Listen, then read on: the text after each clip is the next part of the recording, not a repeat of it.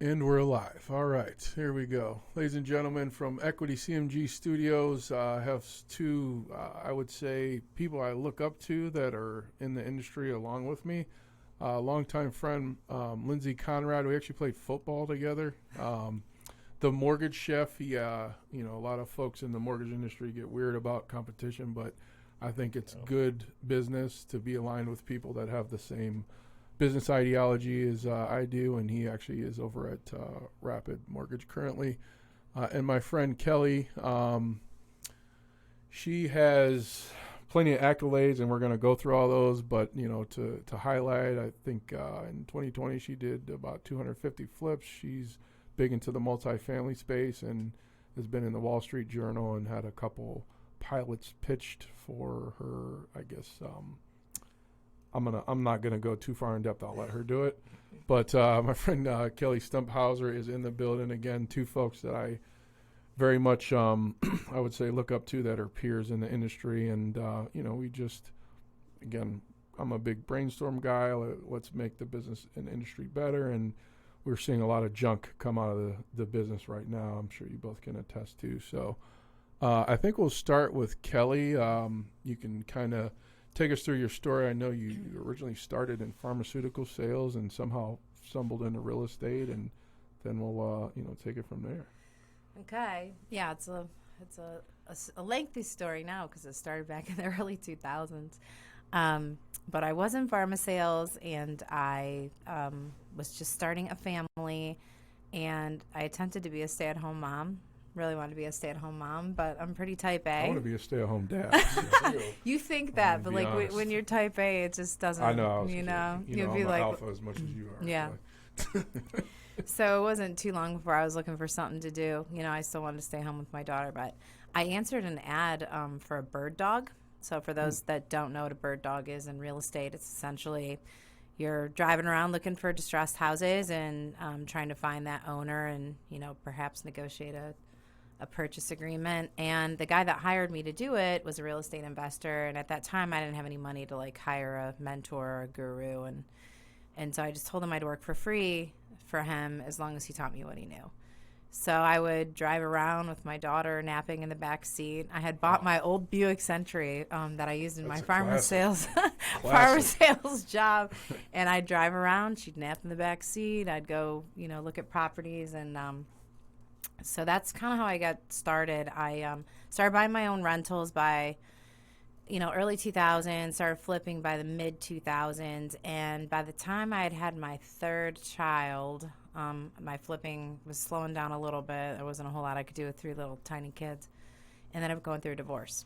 Yeah, that's fun. So, yeah, that was a good time. And I was like, okay, well, I better take this little side passion project of mine, and figure out how to make a living, because now I got to support myself and three kids. And that's really what kind of started the growth for me. I didn't want to sacrifice being at home with my kids, so I built my business from my house. But essentially I became licensed. I started working for investors all over the country, really all over the world, buying real estate in Cleveland during the crash. And I knew how to source real estate, rehab real estate, rent real estate. I knew, all the numbers. And so I was selling hundreds of properties to people from all over the world. And when financing came back for real estate investment, Yep. you know all about it. Yes, I did. It was a bit of a squeeze for those that don't know. I had some people come to me out of the West Coast, and they were like, look, we have buyers that want your market, and we want a turnkey provider. And for those that don't know what turnkey is, essentially, my company buys distressed assets, I fix them up, I place a tenant, and I sell those assets to investors who are looking kind of for a white glove approach to real estate investing. They're typically not from the area. They're looking for my expertise, and they're financing those deals, right, so they can realize the power of leverage. Sure. So I did that. I started that company in 2015, I think. Bought a management company a couple years later. Bought a couple other management companies. We've been acquiring management companies to grow that property management company. We're about 1,000 doors at this point. Just recently started a title company. Yes, you're very multifaceted. I did hear about the title company launch, and don't think we've sent any deals to you folks yet, but we're going to get there soon. Yeah, good. And yeah, I have some other really exciting stuff in the works. Just a lot of articles off my business. And you mentioned the Wall Street Journal article. I was so fortunate to be featured there. And as you can imagine, I got phone calls from people from all over the world, and opportunities continue to come to me because of that article and just because of my experience at this point. And yes, I have some really exciting things that are pending. Yes, I didn't want to disclose. I didn't know if there should be an NDA or whatever signed before we walked in here. But so you said you had you had 3 kids, and you're trying to basically walk houses at that time, which walking houses, for those that don't know, is like you're going to be covered in fleas and all kind of crazy stuff. I actually watched your interview with my guy, Tim Bratz. I thought was hilarious. I mean, so you've transitioned out of the flips completely, or were you still kind of like doing both and just realized, similar to like what a lot of us are going through the mortgage business, is like, how do I diversify? Yeah. I feel like it just seems like you pivot and shifted. You still kind of did the wholesale thing, but also did like the turnkey stuff. Like what's that like, trying to, I guess, navigate, multiple channels in the same arena, So on the real estate side of things, it just was an evolution thing, right? Sure. I was wholesaling because I didn't have the money to buy rentals, and then you get a little seed capital and you buy cheap rental, and then I figured out how to finance a flip. I was just telling somebody the other day, I've probably raised, I don't know, 35 million, $40 million for my projects at this point. And I was telling them, the way I started was joint venture. Right. I didn't have access to capital. I said, look, I know how to find the deals. I know how to rehab the deals. I can sell it. I'll split the profit if you fund it. And sometimes it's like you cut your teeth and you just evolve. So that's really what it was on the real estate side of things. I still do fix and flip. I still have turnkey. Yeah. But after a lot of learning, errors, like we all go through, right? 20 years in the business, I have really good systems and staff that work for me. So Sure. I have been able to focus my attention on other things and diversify because I have people that are in the business. So I can work on them, not in them as much anymore. Sometimes I still get sucked back in and then I know I have to put better systems in place. As soon as I know I'm like stuck in it, I'm like, no. Need to put some better systems in place. Yeah, I'm sure Lindsay can attest to this. Earlier this year, a lot of us that, me and Lindsay were what's called like a non-producing manager in the mortgage business.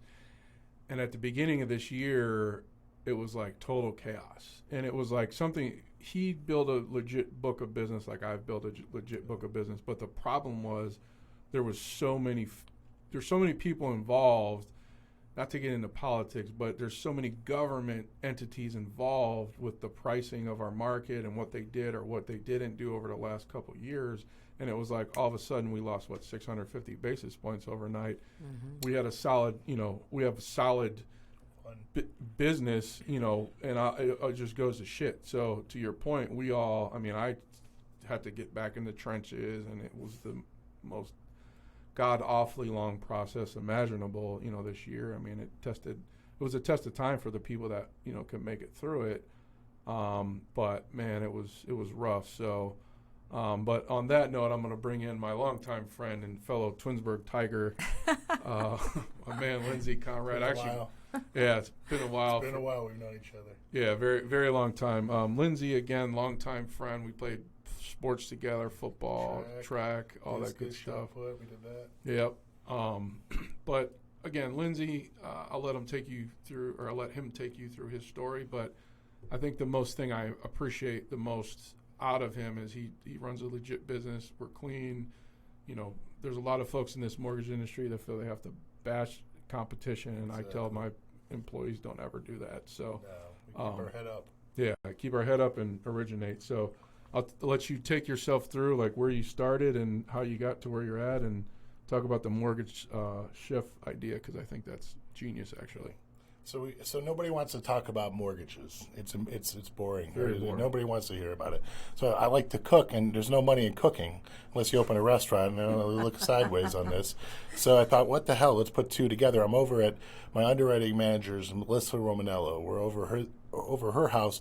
Her husband's an idea guy. He does graphic design, all this stuff. He works for KeyBank now. He's designing part of the Sabres arena in Buffalo. Oh, nice. And he goes, you should put those two together. I go, oh, that'll never work. Well, here we are. So I walk around and do videos all the day, wear a big diamond chain I didn't wear today, but with the Mortgage Chef logo on it, and I go around and make an ass of myself because I look like a busted rapper coming through, and everybody thinks I'm an idiot. We were at the Silver Spoons. That was one of the most boring. I was pretty boring. It was. So I go in there wearing a black suit with this stupid necklace. It couldn't be any more annoying.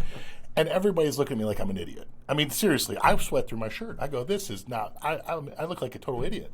So we sit down, and I'm like trying to tell people how this is just a thing. I got this website, I got these videos, all this stuff.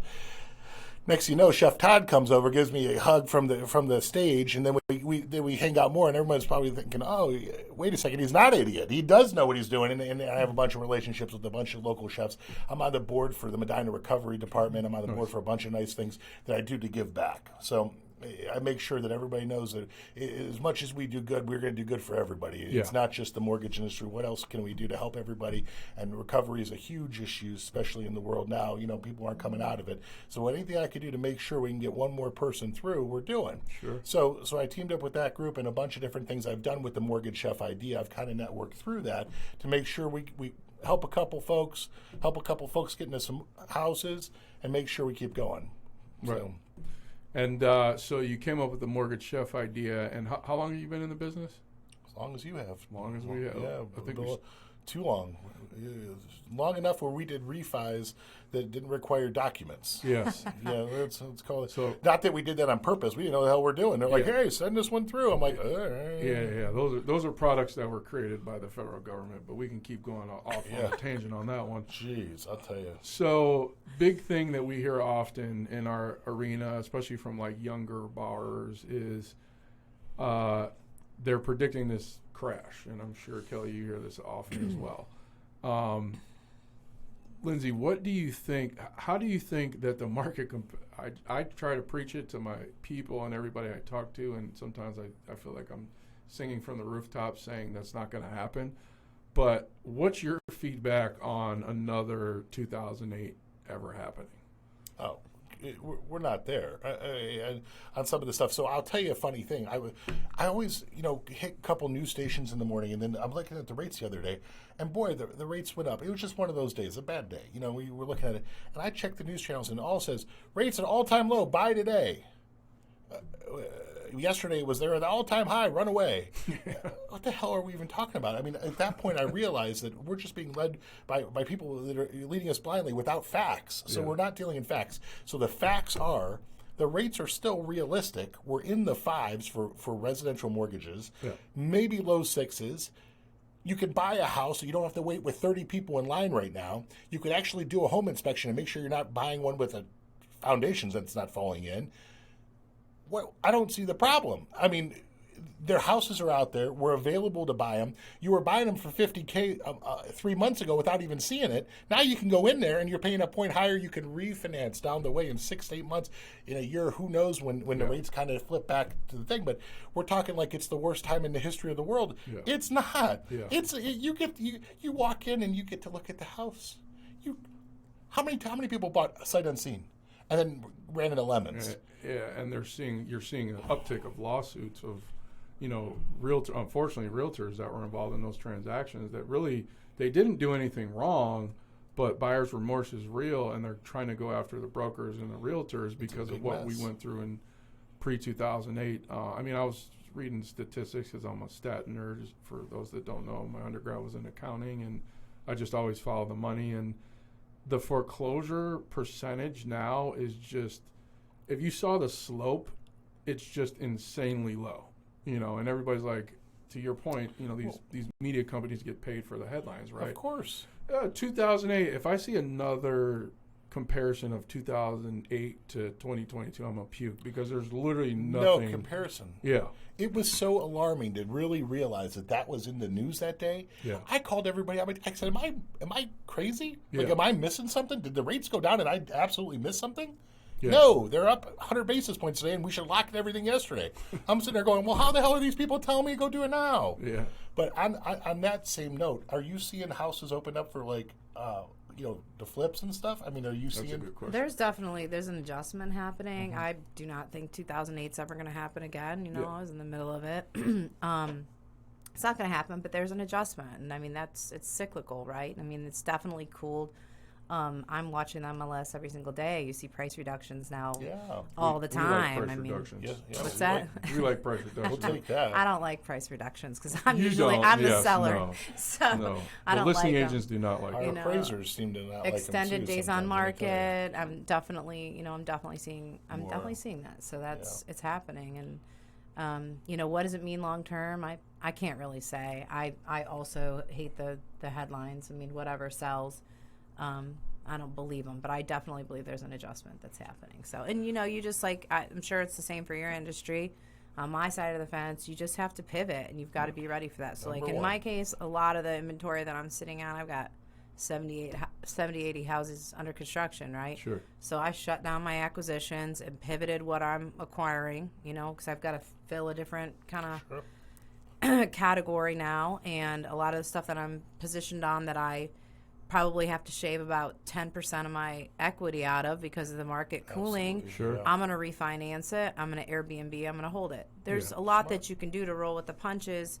You just have to roll with the punches. Yeah. Half the battle. So take us to the draw. I'm glad that you brought up the Airbnb model. So take us to the draw of the Airbnb model, because a lot of folks are like trying to get in. Actually, Lindsay and I were talking about he's got a property he's getting together. Like, what's the draw of like saying having that long-term tenant that sticks with you for 10 years versus the Airbnb model?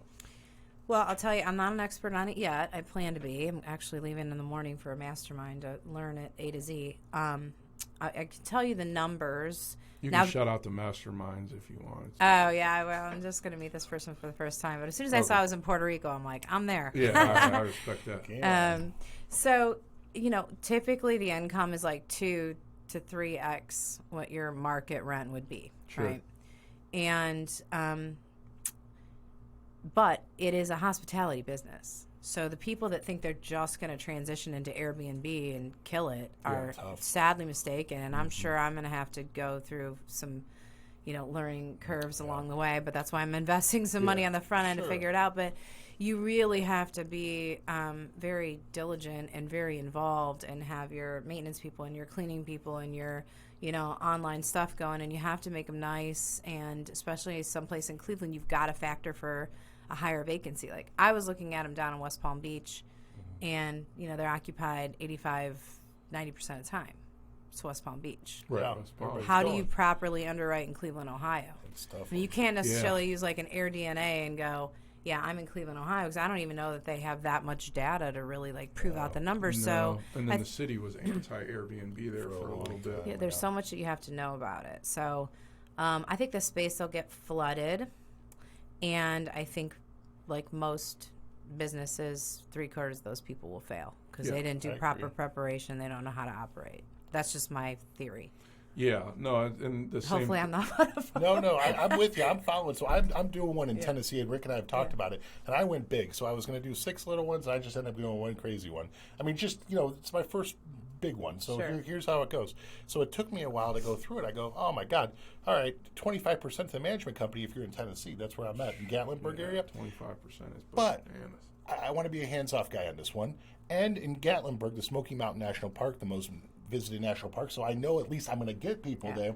World comes to an end, I think they're going to go hang out there for a little bit at least. But in the Cleveland market, I was looking too, so I'm the same way as you just mentioned. It's confusing. It's like, okay, do I grab one? Do I do this? Do I do this? So your mastermind, super. I'm curious to see how it goes, and maybe chat after. Yeah, we'll definitely keep in touch on it.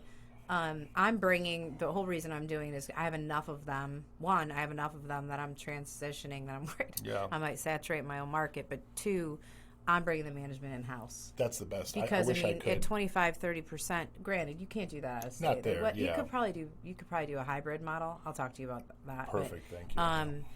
here. I'm a great connector of people. You know, it's the best, though. I mean, that's why we all do this. That's how we built our careers. I mean, I didn't know what you did. You know, it's good, perfect, good stuff. I'll share what I learned. I try to let people I mean, I try to put people together that complement each other. And honestly, like, I think, Lindsay, that's where our business model is pretty similar, is we just put people together and kind of let the magic happen. So And we do the right thing. Let's just start with that. Let's take 2 steps back. We're not bashing other lenders or trashing them behind closed doors, which happens, unfortunately, often. Problems happen, but when we address it when it happens. Right. We go from the beginning. We don't mess around. I'm not going to call you the day before closing and go, by the way. Also, too, we were able to make things happen. Find a little bit of money to do a little project. We were able to do that a lot. You know what I mean? Right. Like, you know, stuff we've talked about a lot. So that's, I mean, and that seems what you did too. I mean, like, so everybody in the room here, that's something that we all are working on. Resourceful. Yeah. Right. Being resourceful. Have access to, or know a couple of folks. Yeah. Absolutely. Wish I knew a couple more, huh? So Lindsay, we're talking about other lenders and all that good stuff. What do you think?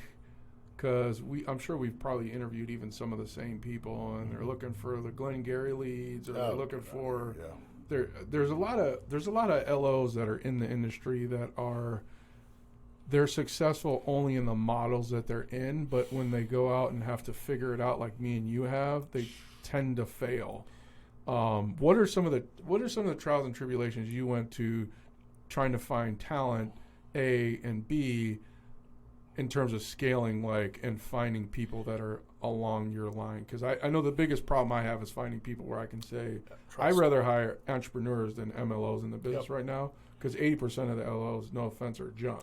Literally, they're order takers. We're gonna save them time. So I have a Charlotte office and a Greenville, South Carolina office that we've expanded as well, plus my Strongsville office. Right. And the reason we're able to do that is because of having good folks. Yep. And what we do is we build a team within a team. Everyone's responsible for themselves. You want a loan officer assistant, you're paying for it. Now, that's not saying I'm not covering a lot of stuff, but then you got skin in the game. So now I have people that are really making efforts, but they're actually now coming to the office and have a good setup. They have a good scenario. They feel like they can grow.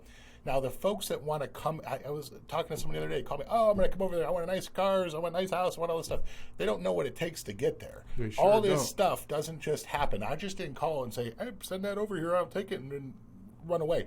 We busted our ass for a long time doing the right thing and continuously growing our business, making moves, not wasting money, meeting the right people, doing all this stuff. So when they call me, a lot of the people, I just say, honestly, you'd be better off doing something else.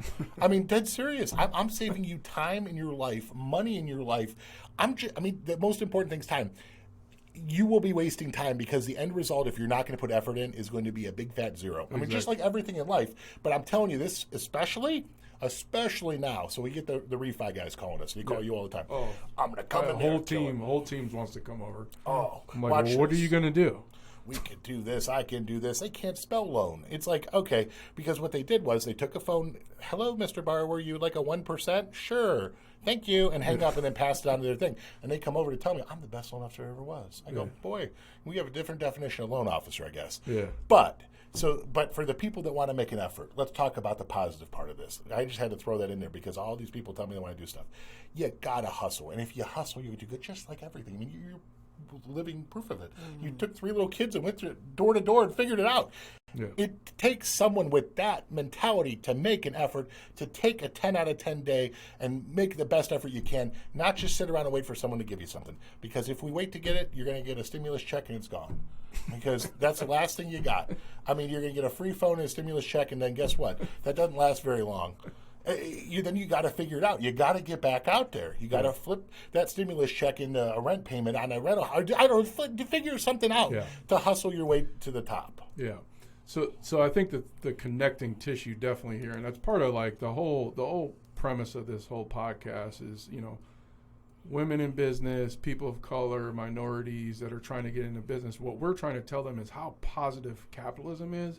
But Lindsay, to your point, I think a lot of people think you and I just fucking got it. You know what I'm saying? Sir. We've had some ups and downs, Rick. I mean, you know, we've known each other a long time, but Yeah. I mean, like I worked for you. I've crashed and burned a couple times. I was bankrupt in 06. I've lost houses. I've been through all that. Right. I thought that we were gonna kill it. I had people steal my air conditioner from a house with the air conditioner in the ground. I mean, are you kidding me? On West 19th, I bought 2 lots, and I thought, but turning a big house, that was a bad idea in 06. Yeah. I mean, like, it didn't just happen. No, it so does when not. we're talking, we're not just talking to be heard. Yeah. I'm talking to tell you, let me give you a little, save you a week of your life trying to figure this out on Google. Because let's call it what it is. Google doesn't answer all the right things. If I Google my foot hurts, it says cut it off. That's not going to work. I assure you I don't need to cut my foot off. Yeah, I agree. So it's, again, you're going back to the point where it's like entrepreneurship is being resourceful. It's about being able to pivot and shift. That's a huge one. Yeah. Especially this year. So what happened is for Rick and I, what you mentioned in the beginning, is that not only do we have a 650 basis point whoopsie, we also forgot that Fannie Mae and Freddie Mac didn't like to do investor loans or second homes. Oh my God! Well, I was banging my head on this desk. I'm still hitting my head on the desk because it's still not perfect yet. Yeah, I mean, there's still costs are through the we're roof. going to stop inflation. We're not going to buy any more investment properties. 1 out of 8's an investor. Okay, well, let's just turn it off and let them sit there then. That makes sense. Yeah. I mean, oh, God. Pricing was so bad for investment properties for 30 to 45 days. You almost could not do that because No, it was an investor's unavailable. not going to pay. They priced us out. Yeah, they're not going to pay 4, 5, 6%. Now the flip side, and why, Lindsay's talking about Fannie and Freddie, they assume because of 2008 that investors are just going to walk away from their properties. But have you ever seen? I think I was talking about on the last call. I think it was it it wasn't Margin Call. It was the other one, The Big Short, where the guys were in a strip club and the stripper was like, "Yeah, I own 11 properties." Yeah. That's what it was like back then. It's not happening now. It's not happening It's not like happening that now. anymore. Stated income. Now, to be fair, there's a couple brokers and a couple in Tennessee that I know that were doing a product that was like, portfolio based, and it was a good DSR, product. DSR. That's not that. Like, No, just it's not. let's make sure we're all on the same page. That's not that. Now, Yeah. if you're going to go, we have positive rent, positive income from this property, and you want to buy it, that's cool. Yeah. But we're not writing 500 on an appraisal when it's 400 like they were in 08. You know, I mean, it's a whole different world. So that's actually a good in with Kelly. So in the multifamily space, because I'm sure a lot of our listeners want to eventually get there, Heck yeah. they look at the asset versus the person. How did you get into that space, going from the flips to the turnkey to like multifamily? Like, how did you get there, and like, could you take people through like what it looks like for financing in that space? Mine's probably super atypical the way that I did it. So I bought, I went big. I bought like like 300 units in a year and a half, wow. and so like I was I would just say like, big. Yeah, that's real big. I That's mean, like, I'm not saying it to brag because I screwed a lot of it up. Yeah. That's just how I do, right? Like That's all right. I was like, I wanted to get to 1,000 units like really quickly, and then the market shifted and the prices went up, and I've sold a lot of my stuff because people were buying it, high such low numbers. caps and coming from out of state. But mine was a little What's a different. cap, by the way, just so people A know? cap rate, like so in Cleveland, if you're selling your assets and people are buying them at a 6 cap, that's something that usually you see in Miami, Florida. That's when you sell. Yeah. That's when you sell your asset. Somebody wants to buy it for that price. So actually I went to Tim Bratz's Commercial Empire. He and Yeah. I sat and we had Tim and Mark are really good. I mean, they're both Yeah. Ohio guys, and good colleagues, Yeah. friends, very bright guys. Tim was in the turnkey space. I remember having coffee with him one time, and he was like, Cal, think about, all these things that you're doing on each individual house, right? You still have to, like, inspect the asset, put the numbers together, figure out the financing, get it rented, get it refied, or sell it, whatever. And he was like, doing the same thing, just underneath one roof, right? right. So the minute he had his class, so I'm big on education. Me too. Lifelong Huge. learner. It's just tough to find legit ones in the mortgage business. Can but- you say that one more time because everybody needs to hear that. Don't follow again the random people on Facebook that said, "I just bought a house, I know everything," or "I bought 10 units." They don't know how to. Oh, yeah, no, What's no. the address? I don't know, somewhere. You've got to find the right people. But, I mean, it's so worthwhile because you get to jump the line and, have mentorship and whatever. But anyway, I went to his thing, and I kind of followed his soup to nuts, recipe and buying. So I bought a 6-unit, I bought a 10, 20, a 30, and we just kept going and going and going. Awesome. Some of it with private money, some of it with, rehab loans, just kind of a hybrid of stuff. Most of it I've sold. Still have about 150 units left. And I'll buy again when the prices are right. I'll buy again. Do you see that coming? Yeah. Sooner or later? What do you think? Like in the next couple months? I don't know. This is all your I would world. hate to be somebody that's in the middle of going for, in the middle of stabilization when you've underwritten to one interest rate and like wham, everything just came and clobbered you. Yes. Like I just don't know what that's going to look like for people. I think there's a lot of people that dove Especially into leveraged people. Yeah. A lot of people that dove into that space, me included, that, probably bit off more than what they could chew. It's always the same thing. I mean, there's always like a plethora of examples of when and how that space will adjust. Sure. I don't know how long it's going to take, for the prices to come down. But when they do, I'll definitely look at those again. I just don't want to be operator anymore. I just want to lend to it. So that's, I've done my time. So you're thinking as an operator. You're thinking like smaller percentage, and then just let somebody like take over the reins. Yeah. And just identify the properties. Yep. With more single family or with more like bigger commercial No, deals? Single family thing we have dialed in. Like I said, for the most part, it's automated, and I have really good people that work for me, and we've been doing it a long time. That's awesome. And sometimes I have to dive back in. There's mistakes and tighten things up, but that's mostly automated. On the multifamily side, like investing in other people's deals. I just don't want to play operator anymore. No, I get it. So we did the mortgage marketing animals for a while with Carl White. We've been down to a lot of his events, and the whole idea is Freedom Club. And, everyone says it's like this big joke, but it really isn't a joke. I mean, we kind of do internal coaching. I do coaching with my team. Yeah.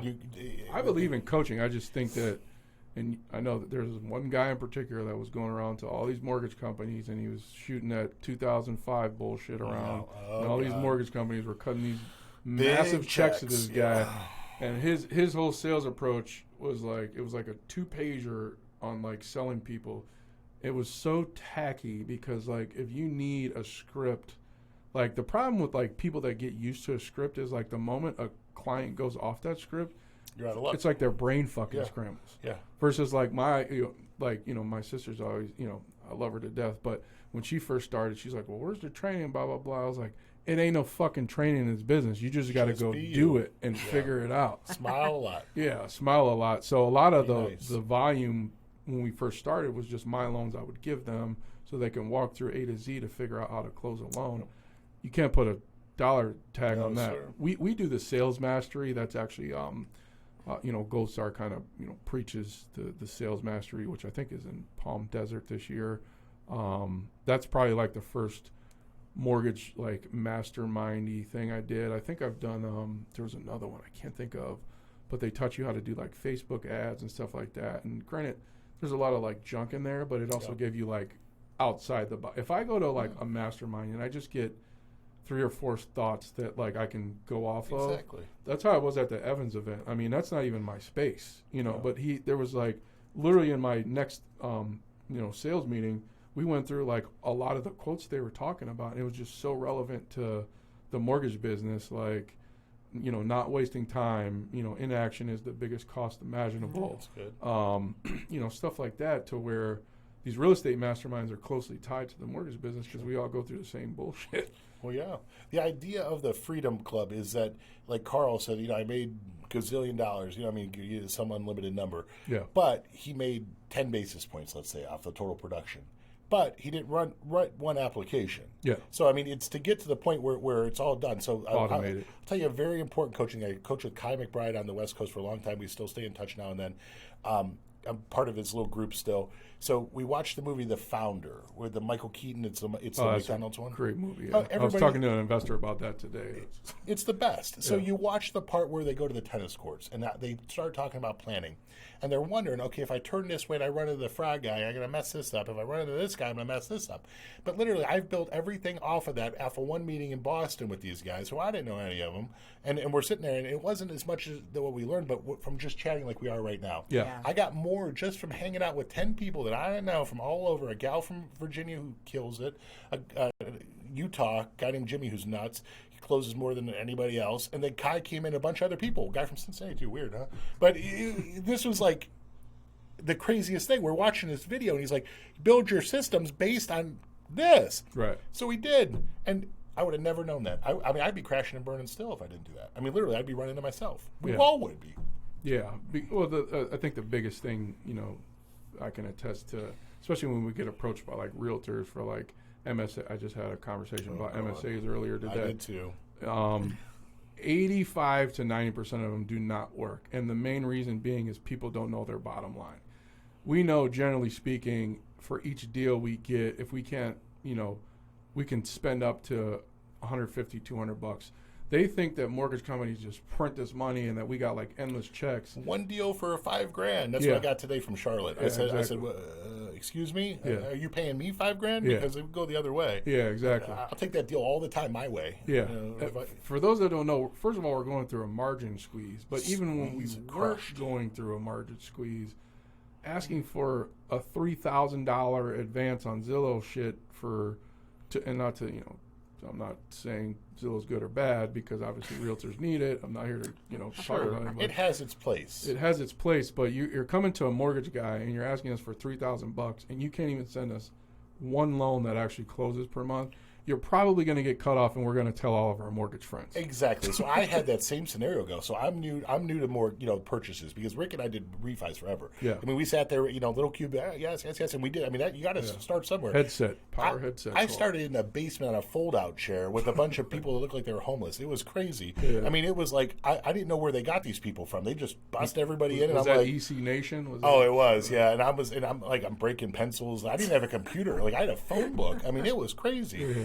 That was back when they would take your chair away if you weren't selling for the day. They paid Oh Ken with a gosh, TV screen from the wall. Oh, I mean, what in the world? I mean, anyways, it's enough of that. But we're going in the right direction with everything now. But you gotta hustle and build. You can't do their version of this. Yeah, I'm telling you, you gotta you coach. can't spend your way into prosperity in real estate. And there's no real. So I saw something the other day. You guys appreciate this. So it had the list, and it was a girl that's a business development in Arizona, Rachel. She's fantastic. I love Rachel. She's a business development person. She's the ultimate hustler. Like she's the business. If you want to do business development, this is the person. Right. So I've met her multiple times because she's just on it.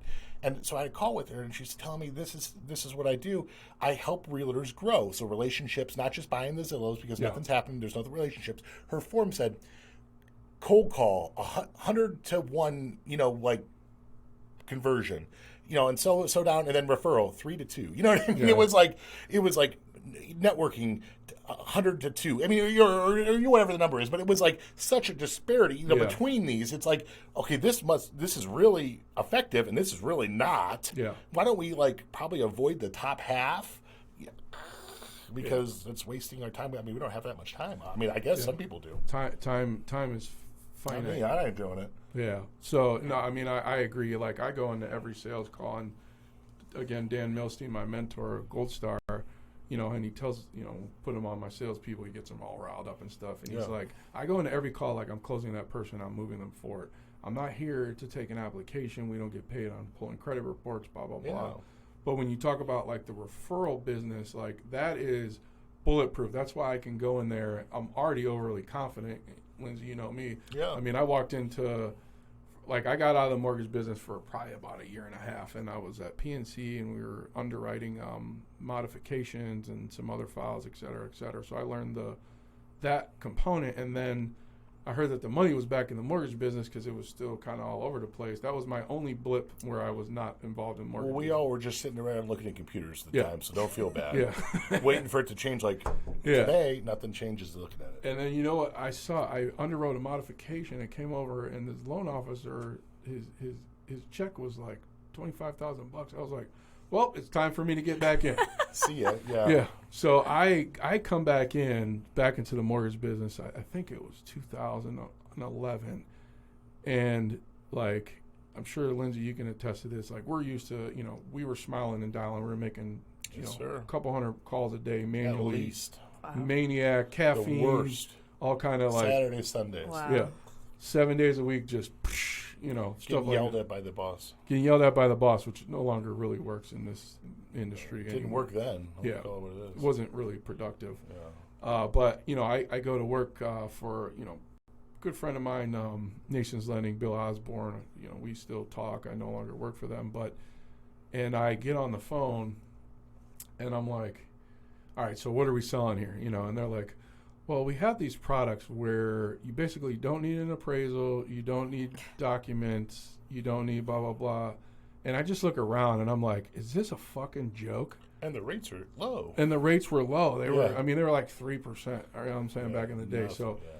like, I get on the phone and like the first week, I moved it was like 30 deals in a week, and they thought. You remember that part from Wolf of Wall Street where everybody's like surrounding. Oh yeah. And they're like, looking how at the him. fuck did you do Yeah.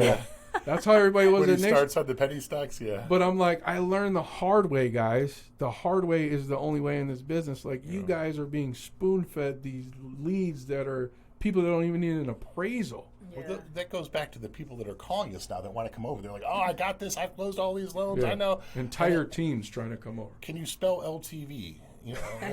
What? What's that? Something to do with the loan? Oh, get out of here. Especially those old school guys, guys and gals, because they think that they know better than you. And it's like, no, I got here for a reason. Yeah, I made it to this point, not for messing around. Right. But either way. Well, the good news is that I met someone today that does flipping. I like this. I'm excited about this. I'm not good at it. I admit what I'm not good at. Like, let me tell you, I am not good at that. I am a big baby about going into stuff, so I might have to get some pointers from you, too, because... It's a lot to it.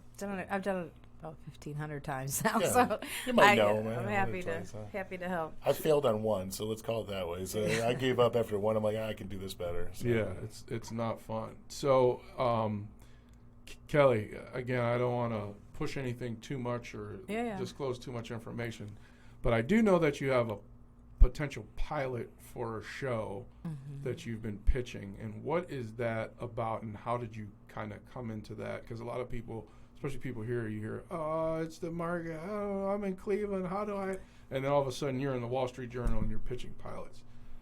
Like, how did you do that coming out of this market?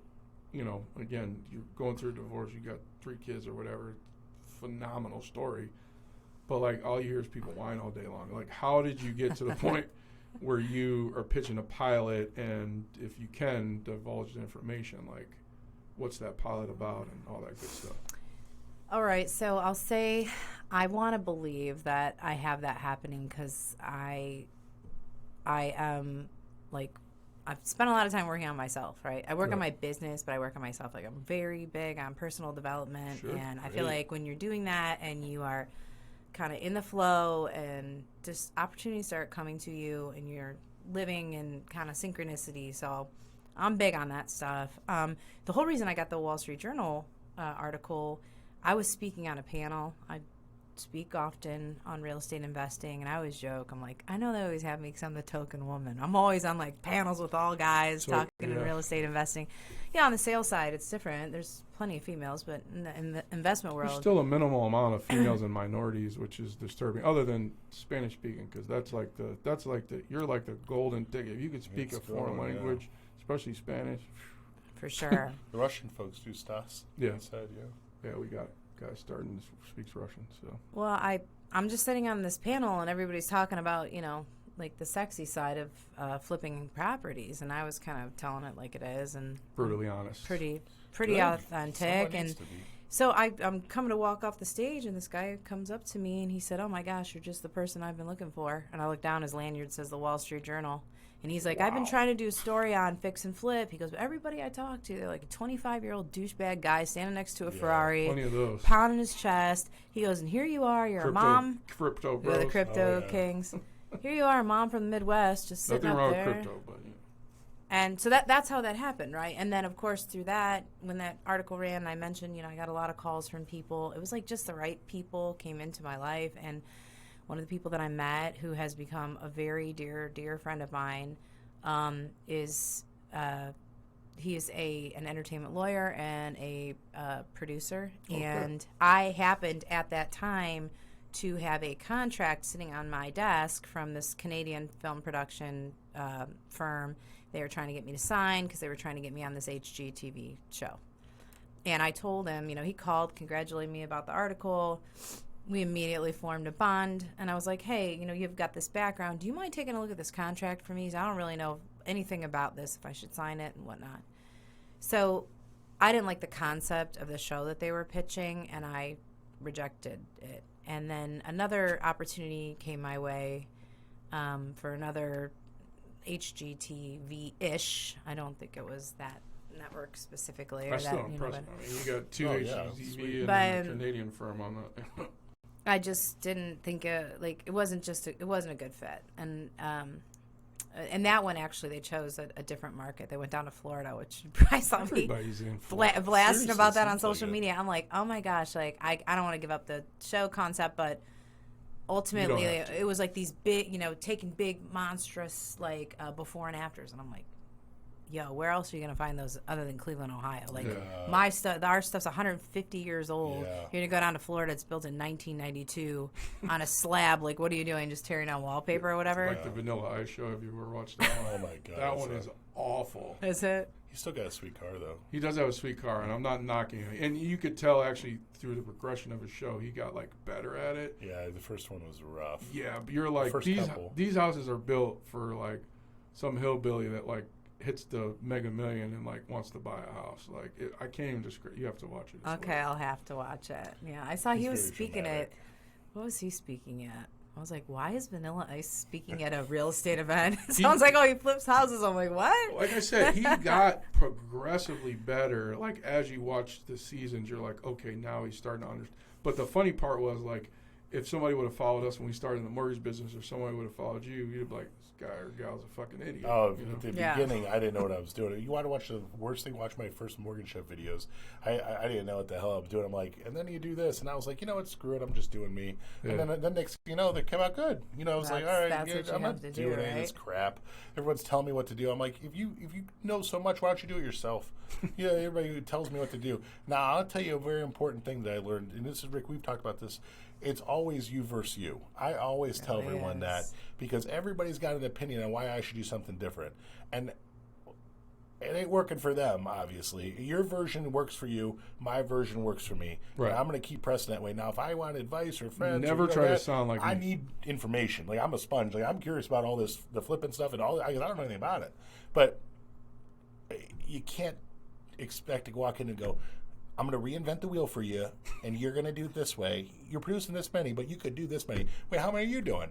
Well, that's not important. Well, it is to me. Very much important. It is to me. If you're vetting a coach, the very first thing you should be doing is asking them, what have they done? Because there's a lot of coaches that get paid way more on coaching than actual deals that they're doing. The social media fake news or whatever you call it. I don't even know what it's called.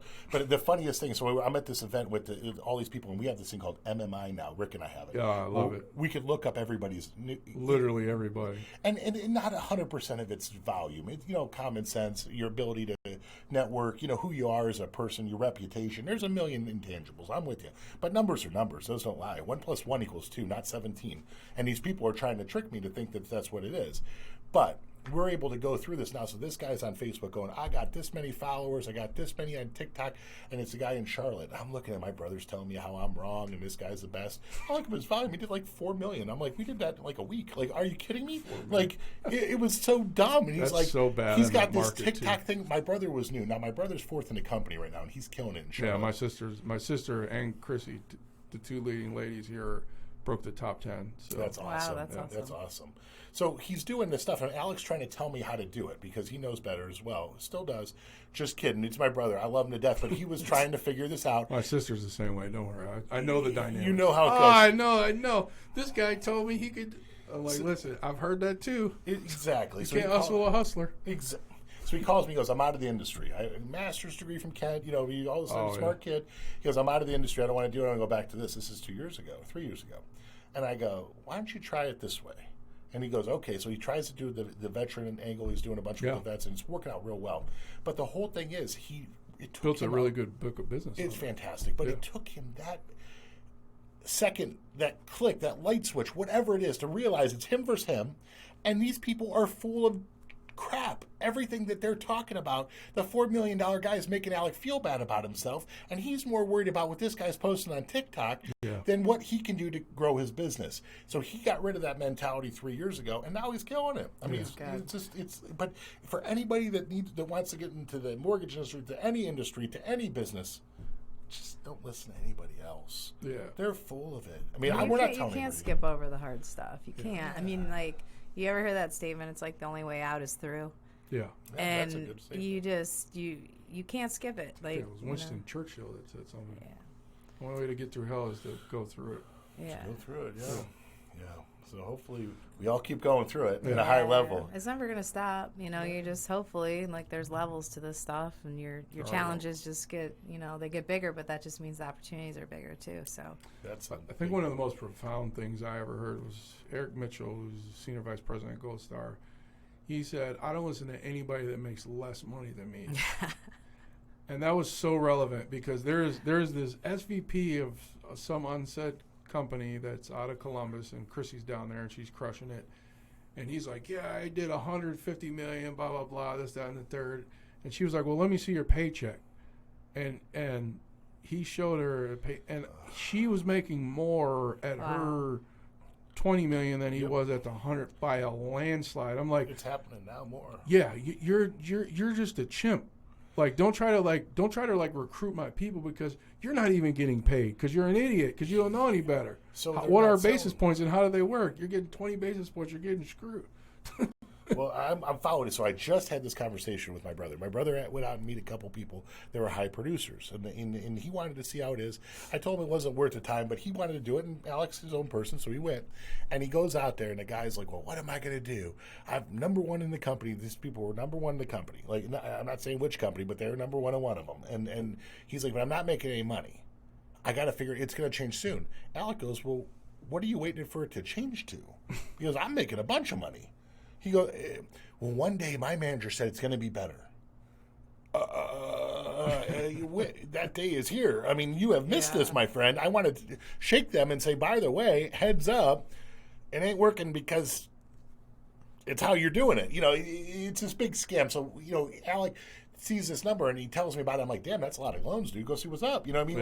Let's get to it. Pick their brain, yeah. But this guy, when the reality, and this is a Facebook thing too, here we are coming back to that same social media crap. I'm number one in the company, the best closer in the world. I've made 30 grand this year. Oh, ouch.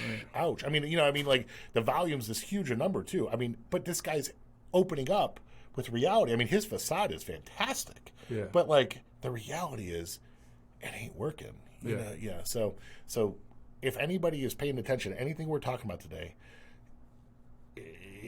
do your own thing and make sure you're not listening to anybody else. I don't know how many more times I could say that. It's just so rampant in our side of things. Oh, really? It's like, oh my God. Oh, it is on my side too. Well, things are going to adjust. I mean, I think with any adjustment, and you guys know this better than anyone, like there's a lot of realtors right now. There's a lot of people in the mortgage industry. There's a ton of appraisers, a ton of inspectors. And the market does some adjusting just like it did. I mean, I was licensed. I got licensed during the crash. I think I got licensed in 2010. And they were like, yeah, it was like 2009 or 2010. And, I don't even know the stats, so I'm not going to try to recount them. But they were like a quarter or 3/4 of the real estate agents that were there 5 years ago were not in the industry in 2010. I mean, like I came in at the craziest time. And I kind of like it. I like when we get rid of the I like when that happens too because, it's like the strong survive, the resourceful survive, and capture market share. Yeah. The people that sell survive on our side. The Yeah. people that don't do orders. What are we down? They said 70%. We're going to Yeah. be at loan officers or something down. Yeah. Oh, wow. Yeah, 70%. I talked to a guy, no names, big producer, refi guy, big company, calls me up, goes, okay, what should I do? I said, go do something else. I thought that was the funniest story. I was literally crying when you said that. You told him He like, wanted to sell what are the solar panels? I said, great, sell anything. You're a great salesperson. You just ain't selling mortgages, and you're not going to. Why? He's talking all this big game. I'm like, stop talking. You made no money this year. Go do something that makes money. Yeah. You're wasting your life. You're missing. So I you said for an extended period of time, he didn't make any commission or something. like 4 months or 5 months. That I closed is on 4 or 5 crazy. months. I'm like, so what are you doing? I'm golfing all the time. What the hell does that do? Well, I want to keep my house. We ain't going to keep it on the golf course. Let me tell you, that ain't helping anybody. Wow. But this is happening with all of them. They're all just sitting there waiting for that day to interest rates flip back, and they can go sit there and go, yes sir, 1%, yes There's a lot of sir, people 1%. There's a lot of people that get stuck in fear, and I think that goes to what you're saying, Yeah. Kelly. Like a lot of people don't know how to pivot and shift. They're just like deer in headlights right now, and I'm like that Mack truck that's just gonna fucking Oh run my them over God, because I'm I'm with not you. going anywhere. I'm with you. We have to be too. We've already been through cycles. We talked about cycles a couple times. Yeah. That's how some of these big companies have 4 or done 5 really well. squeezes, yeah. And we're now. It's our turn. Yeah. You know what I mean? Like, how many cycles can I go through and make it through on the positive end? So, like, this is the time where we take over the world. I mean, I'm legit saying that. Like, and I mean that wholeheartedly, and I do everything I say. Like, I seriously, unfortunately, don't bullshit around. Yeah. I just go. And no matter if it's just the mortgage or my other businesses, we're going. This is the time where fortunes are made in down periods. Hands down. And if Hands we down. all don't start doing this, shame on all of us. We're going to look back and say, man, those people made a lot of money. Well, now I'm going to look back and go, damn, we killed it. You know what I mean? Let's do it as I'm doing whatever I want to do. I was watching this story actually about J.P. Morgan, who's a titan of the not mortgage in finance, like literally bought the federal government out of debt. And he said, "Fortune smiles upon those who act fast." And I thought that was one of the most That's profound things ever, good because one. right now in this market, folks like us are going to clean up, and then the garbage will be taken out. And then when it flips again, game over. Game over. Game over. Hopefully we're all positioned in this room, plus whoever we're close with, that when it flips, then we're just waving from the front porches. Everybody's just going, oh, I'm getting back in. Oh, we've been here. We've been here for a while. Welcome to the show. Yeah, exactly. Show's different. So We're running it. I'm not gonna. You both are very busy folks, and I appreciate your time. But I'm gonna ask one last question. It's gonna be the same for both of you. What is your market outlook for the next 24 months? And we'll start with Kelly. Ooh, market outlook. On your gut feeling. What is exactly going to happen? No, just kidding. Yeah. I look to you guys to tell me that a little bit. Yeah. I'm just trying to control what I can from within. Control the controllables. I'm, as I mentioned, positioning a lot of my stuff to buy and hold. Probably should have done a lot of that, before instead of selling everything that I did. So I feel like my goal is to hedge against that uncertainty. So I can't really forecast, I know you want me to do that. I don't think there's going to be a crash. You don't have to, I do think that we're in a cycle shift for sure. I would not want to be a traditional retail real estate agent. I wouldn't want to do that. I wouldn't want to. You work with a lot of them. I'm glad that I have, my niche and I can control what it is that I buy and sell and hold. So kind of what happens from a macroeconomic level or with the interest rates or whatever, my goal is to insulate myself, my companies from that as much as humanly possible. Yeah, I don't like what I see, I can tell you that. But so I just spend my time making my company's bulletproof. And then you and I have spoken about a couple things that are around the corner for me, taking advantage of the opportunities that'll be able to present themselves. And Glad you brought that up. Now that I feel like you can disclose, with your grand yeah, idea. so I haven't really. I mean, it's not here yet, but it's right around the corner, and I'll have my own investment fund. Been working on that for a while. That's focused in on Real estate related, but I really, a lot of what I want to aim from within that real estate niche is to like ESG, minority-owned businesses, Yep. women-owned businesses, and I'm really excited about that. So, hopefully that's going off by the end of the year. And so I'm just focusing on insulating the businesses that I have, making sure that they can roll with the punches, and focusing in on that investment fund, The fund. the creation of it. Yeah, so Super That's excited. awesome. our listeners, I'm sure, they'll want to know when Kelly's fund takes off, she's a no bullshit type person. There's a lot of people in this market that are like, yeah, I'm a part of a fund, I got X amount of money, and then you like present. I've noticed, just in general, you present, and then they're like, they really don't have it. You know what I'm saying? But Kelly's a get shit done type of person, like I am. She's legit. So make sure you look her up when she's ready to go. I 100% attest to what she's doing, and she knows what she's doing. Thank you. That's a compliment. That's awesome. Appreciate it. You're a beast mode. You're an inspiration to Thank me, you. and I appreciate you coming in. Lindsay, outlook on next 24 months. So it's going to be up and down. So think you mentioned about the retail realtors.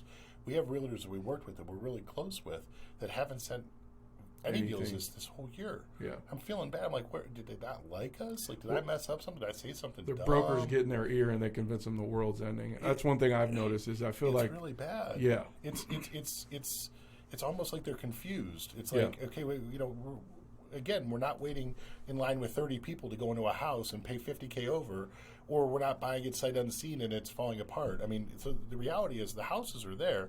The values I'm not sure about, but our appraisals are coming in okay. I haven't seen a lot come in funky. Yeah. So while everyone's putting their head in the sand like an ostrich, I'm looking for top talent, top people. I'm going to grow. I'm going to open more offices. I'm going to expand my current ones. I mean, we're going to take over the world. I mean, it's literally my plan for the 24 months. It's why everyone's in there wondering what's going to happen. We continue to progress. I mean, that's awesome. it. I mean, there's nothing else to it. The other business I have, the same deal. We're going forward. I mean, it's like, all right, China's not sending stuff now. My whiskey business, whole big mess. Let me tell you. Yeah. They wanted to electroplate this stuff, which is going to kill every bird in the world. I found out, which of course it can't do that. And then they want to send pallets and they're going to sit. I mean, like all this crazy stuff. So we pivot. We found someone in worked with Maker's Mark for a long time that we became friends with that got us going. But again, everyone's not doing what we're doing. They don't want to launch any more products. Where I'm like, well, how about we go into 16 more states? Yeah. Let's do it. Because what's the worst that could happen? We don't sell as many as we want, or we market it correctly. We grow in a down market. So that's where we're at. So I think keep going forward. And you and I have talked about this a lot.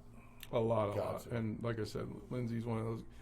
I was talking to an investor earlier today, and he was like, "Do you have an advisory board?" I was like, "Yeah." I mean, every mortgage guy that's made it has people they can go to. You have to. Can I put a group of people on paper and say, this is my advisory board? No, but I can walk in the door of Nations Lending or Gold Star or talk to Lindsay. There's tons of people. There's tons of people that have the information out there. You don't need an advisory board. I mean, at some point, of course, you have to create one based on the mortgage business. But, it's just trusting your peers and giving you the real deal. I'm going to end on this quote, and I think it's pretty much comprises about everything that we talked about. Don't confuse brains with a bull market. The people that are making money now. That's so good. That's really that good. Was that was on the Wall Street. I think I watched on Hulu about the beginning of Wall Street, and it was very impressive. That's a good one. But there's a lot of people that are high that aren't going to make it out of this, and there's folks like us that are going to make it. So, that's right. On that note, I appreciate you folks. That's a solid hour. This is probably the best one that we've done, other than Lazy Bone. That was pretty cool. Lazy was about an hour. So I appreciate your time, and again, Kelly Stumphauzer, make sure you look her up, and Lindsay Conrad, longtime friend, and the Mortgage Chef. Look all the good stuff he's doing, and support folks that are in the trenches with you. Absolutely. Thanks for having me. Thanks for having us, bud. Appreciate it, guys.